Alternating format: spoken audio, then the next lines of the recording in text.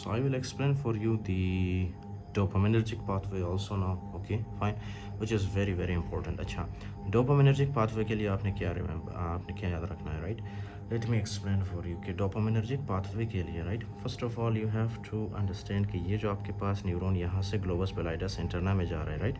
इसके पास एक रिसेप्टर होता है, फाइन, ओके, इसके पास एक रिसेप्टर होता है. Can you see this receptor? ये रिसेप्टर या इस रिसेप्टर का नाम क्या है? This receptor is called as the D1 receptor, okay, D1 dopaminergic receptor है ये, fine, D1 receptor. This D1 receptor is stimulate, this will stimulate, okay, this is stimulatory, fine, okay. अब इसका मतलब क्या है? I will explain for you, right. अब ये ice cream वाला कब से मुझे तंग कर रहा है? अच्छा, तो ये D1 रिसेप्टर है. D1 रिसेप्टर क्या करता है? स्टिमुलेट करता है, राइट.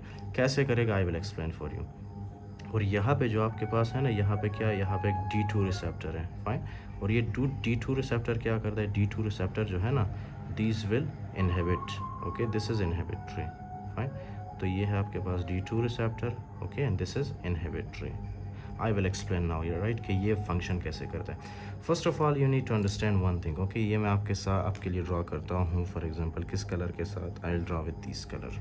अच्छा, तो यहाँ पे आपको जो नज़र आ रहा है, right, this is called as your basal ganglia, right. This is this is your substantia nigra, fine. कहाँ पे लिखो? आपके लिए यहाँ पे लिख देता हूँ. This is your substantia, okay, substantia nigra, right. This is your substantia nigra. अब सबस्टेंशिया नाइग्रा में ख़ास क्या है? Let me explain for you. Substantia nigra के अंदर ख़ास बात ये है ना कि इसका ये जो ऊपर वाला रीजन है, right, this is very dark, this is very dark. इस तरह से क्या है? ये डार्क है, ओके. और ये जो इसका नीचे वाला हिस्सा है, this is not very dark, okay, fine. तो ये जो डार्कर रीजन है ना सबस्टेंशिया नाइग्रा का, this is called as pars compacta. This is called as the, okay, this is called as the pars compacta. This is called as pars compacta, pars compacta, right. और ये जो नीचे वाला reason है, this is called is the pars reticularis, pars, okay, this is pars reticularis, pars reticularis, right. pars compacta and pars reticularis. अच्छा, ये जो आपके पास है ना basal ganglia, sorry, substantia nigra. अब सबस्टेंशिया नाइग्रा से क्या है कि कुछ फाइबर्स निकलते हैं, ओके, राइट, कुछ फाइबर्स निकलते हैं. Let me draw with this colour. कुछ फाइबर्स यहाँ से निकलते हैं, इससे अच्छा कलर नहीं है मेरे पास, ओके. सो यहाँ से कुछ फाइबर्स निकलते हैं हमारे सबस्टेंशिया नाइग्रा से, राइट. और ये फाइबर्स क्या करते हैं? कुछ फाइबर्स जाते हैं हमारे डायरेक्ट पाथवे की तरफ और कुछ फाइबर्स जाते हैं हमारे इनडायरेक्ट पाथवे की तरफ, राइट, ओके. कैन यू सी ये, ओके. तो ये जो हमारे पास है ना, ये जो फाइबर्स जा रहे हैं डोपामिनर्जिक फाइबर्स, राइट, ये क्या करते हैं? ये जो है हमारे स्ट्राइएटम के अंदर जो है डोपामिन रिलीज़ करते हैं, फाइन. इस तरह से ये क्या रिलीज़ करेंगे? यहाँ पे डोपामिन रिलीज़ करेंगे, ओके, फाइन. तो जब ये डोपामिन रिलीज़ करेंगे हमारे डायरेक्ट पाथवे पे, राइट. और डायरेक्ट पाथवे मैंने बताया था कि ये जो न्यूरॉन्स होते हैं आपके पास, ये क्या है? इनके ऊपर होते हैं D1 रिसेप्टर. G1 रिसेप्टर्स क्या करते हैं? D1 receptors are stimulatory receptors, okay, fine. तो ये डोपामिन जैसे ही हमारे D1 रिसेप्टर्स के साथ अटैच होंगे ना, तो ये जो न्यूरॉन है आपके पास, ये न्यूरॉन स्टिमुलेट होगा और इसकी एक्टिविटी बढ़ जाएगी, फाइन. जब इसकी एक्टिविटी बढ़ती है तो ये कैन यू सी, इसकी एक्टिविटी क्या है? इस तरह से बढ़ जाती है, fine. And these will release a lot of Gauba here, okay. अब जब गाबा रिलीज़ करेगा यहाँ पे, सो गाबा रिलीज़ करने के बाद ये जो नेक्स्ट न्यूरॉन है, ये क्या होगा? ये इनहिबिट होगा. क्योंकि गाबा क्या करता है? नेक्स्ट न्यूरॉन को ये इनहिबिट करता है, gamma amino butyric acid, right. तो ये नेक्स्ट न्यूरॉन को इनहिबिट करेगा, जिसकी वजह से ये next neuron will release very less GABA in the thalamus. जब ये लेस गाबा रिलीज़ करेगा हमारे थैलेमस में, तो क्या ये वाला न्यूरॉन इनहिबिट होगा या स्टिमुलेट होगा? These neuron will be stimulated, fine. These neuron will be stimulated, okay, fine. तो ये जो न्यूरॉन है आपके पास, ये क्या होगा? ये स्टिमुलेट होगा, ओके. अब जब ये न्यूरॉन स्टिमुलेट होगा तो जाहिर सी बात है कि this will go in our cerebral cortex and the rest we discussed, okay, कि क्या होता है, ओके. तो क्या होता है कि ये जो डोपामिन है ना, ये हमारे डायरेक्ट पाथवे में एक्टिविटी को बढ़ा देता है, okay. This will increase in the activity of the direct pathway, okay. अब ट्विस्ट क्या है इसमें? ट्विस्ट ये है ना कि जब ये इनडायरेक्ट पाथवे पे काम करता है तो ये वहाँ पे क्या करता है, ओके. Listen very carefully. ये डोपामिन क्या है कि हमारे डायरेक्ट पाथवे पे रिलीज़ होता है, उसके अलावा इनडायरेक्ट पाथवे पे, specially in the D2 receptor, ये क्या होता है? यहाँ पे भी ये रिलीज़ होता है, फाइन, ओके. और ये हमारे D2 रिसेप्टर को क्या करता है? D2 रिसेप्टर को ये इनहिबिट करता है, फाइन. ये D2 रिसेप्टर को क्या करेगा, इनहिबिट करेगा, जिसकी वजह से ये जो न्यूरॉन है ना आपके पास, ये न्यूरॉन फाइन, जो कि हमारे स्ट्राइटम से स्टार्ट होकर ग्लोबस पैलिडस एक्सटर्ना तक जा रहा है, राइट।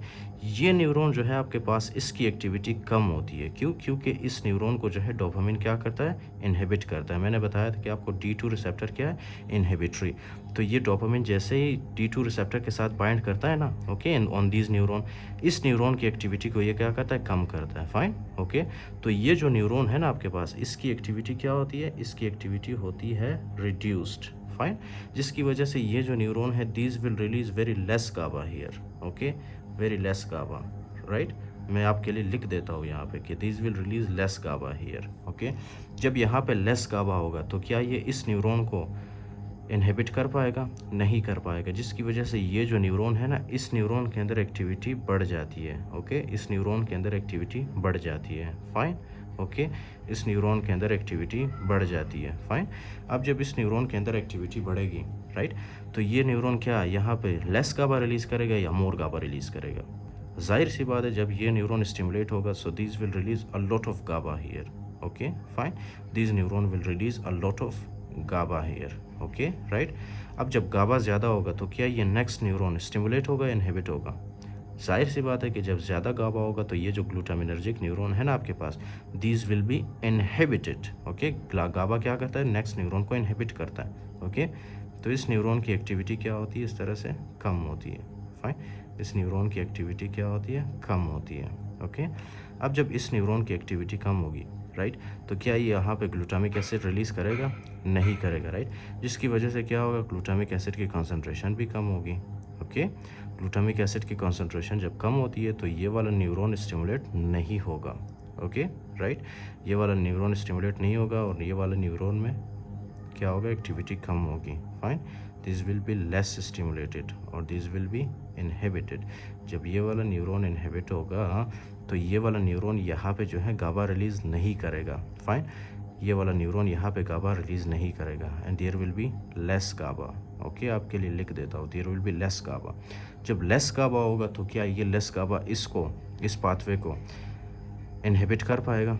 नहीं कर पाएगा, जिसकी वजह से ये वाला जो पाथवे है ना, इसकी एक्टिविटी बढ़ जाती है, ओके, इस पाथवे की एक्टिविटी बढ़ जाती है and this will the activity in this pathway will increase, okay, right. और ये वाला पाथवे आगे जाके क्या रिलीज़ करेगा, ग्लूटामिक एसिड, राइट। अच्छा, ये जो डोपामिनर्जिक पाथवे है, राइट, आपके पास ये जो डोपामिनर्जिक पाथवे है, dopaminergic pathway, dopaminergic pathway, right, ये डोपामिनर्जिक पाथवे क्या करता है, ये डोपामिनर्जिक पाथवे जो है ना आपके पास, these will modulate the movement, okay, these will modulate, ये क्या करता है, मॉडुलेशन करता है डायरेक्ट और इनडायरेक्ट पाथवे का, फाइन, मॉडुलेशन करता है उसका, फाइन, ओके।